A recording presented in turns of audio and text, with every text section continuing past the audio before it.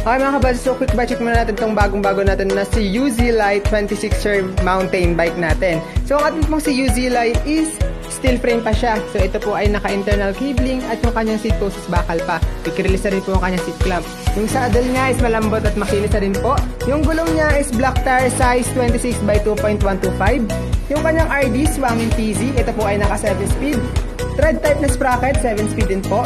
Tapos yung FD niya is swangin din po siya. So ito po ay naka 3x at ito po ay naka square type bottom bracket. Yung handlebar niya is bakal pa, halo yung stem. Combo shifter swangin 3x7 speed. Yung fork niya is bakal pa po. Ito ay naka suspension fork. Yung hubs niya hindi pa siya naka quick release at ito po ay naka mechanical disc brake po. So ang ating pong bagong si UZ Lite ay nagkakahalaga lang po ng 3,900 pesos po. May freebies na po yan nakasama. Or sa discounted price natin na 3,599 pesos. Cash, pick up only, no freebies po na kasama.